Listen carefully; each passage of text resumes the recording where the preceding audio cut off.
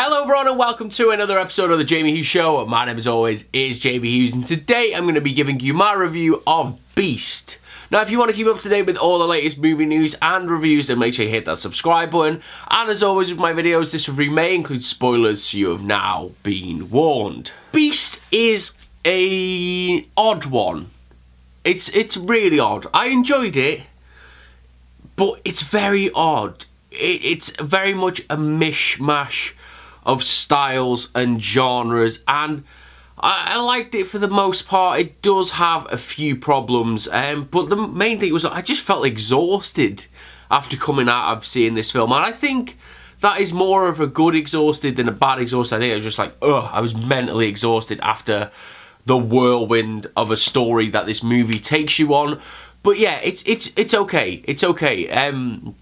It's very odd. That's the best way of describing it. In a very short summary, is that yeah, it's very odd. I'll tell you one thing: it does nothing for the tourism board of Jersey, because there's no way I want to go on holiday to Jersey after seeing this film.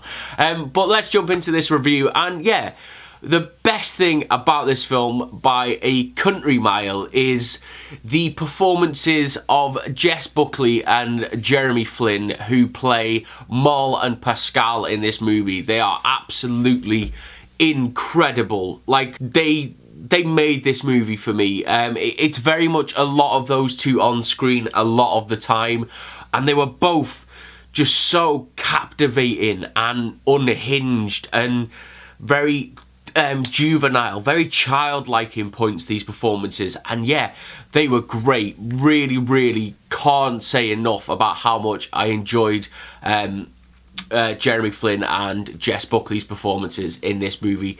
Brilliant, absolutely brilliant. Another really great thing about this movie is the location. Obviously it's set in Jersey, and the Jersey countryside is just beautiful anyway, and then when you go and stick a nice kind of a bit of colour correction on it, it looks even better. Yeah, and it looked incredible, the scenery in this movie.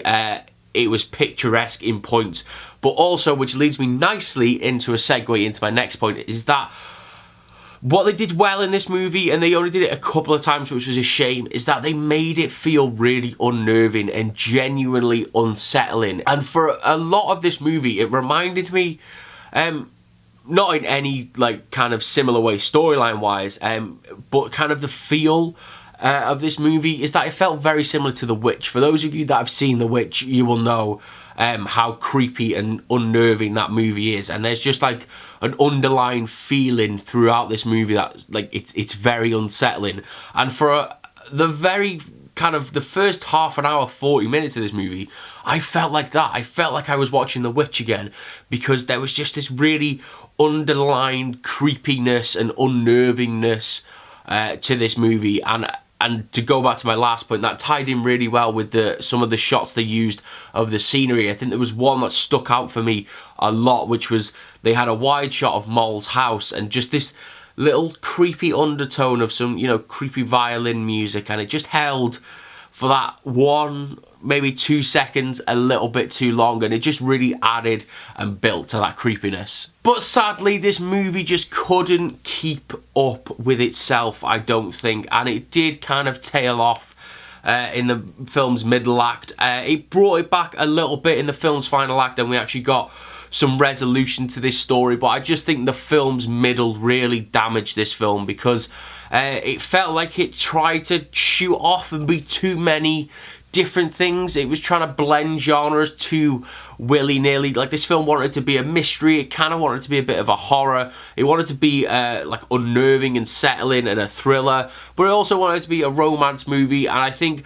if they'd have just refined it to kind of more of a mystery and a romance, and really drilled down on those aspects of the film instead of trying to be a little bit too out there, I think it could have worked really well. But it definitely tailed off for me kind of after the first half an hour or so, when we started to build up these characters a little bit more, because it broke the mystique a little bit. It definitely broke the mystique of Moll, and it definitely broke the mystique of Pascal. Not by having the love story, because I guess that's the main underlying tones of this movie, but yeah, just kind of learning more about these characters definitely stripped away the mystique of this film, and I think we could have maybe kept that for the end, where, you know, we kind of got this big reveal and we learned who all of these characters were, if that makes any sort of sense. And speaking of the end of this movie, one of the things I did like about this film is that it does have, I would say, 2, maybe 3 false finishes, which was really cool to see.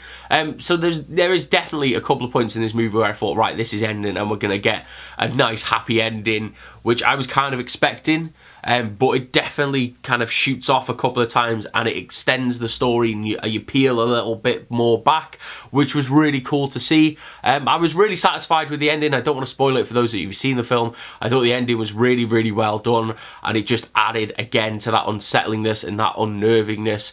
And yeah, it's really odd. I can't put my finger on this film because I enjoyed it, but I also disliked it, and I just can't put like my finger on it. Why? I'm really torn about this film. It was just very odd, and I think that's a positive, the fact that this film is so odd that I can't work out what I actually like thought about it. Like, it was just so quirky and really kind of surreal in points, but was very real at the same time.